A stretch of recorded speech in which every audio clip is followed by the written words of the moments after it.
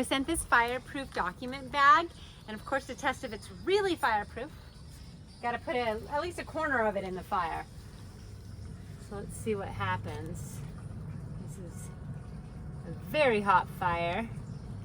And yeah, so far so good. I'm a little scared to touch it. Okay, the bag is hot, but no damage on it whatsoever. And even if it were to sit in there, I don't think it would have too much damage. Now on the inside, there's a zipper.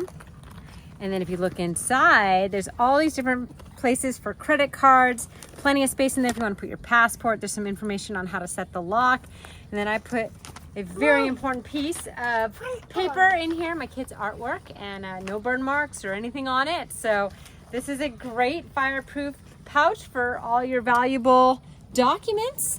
And then you can also, when you zipper it, you can have it lock in place too if you want it to do that as well. So pretty cool.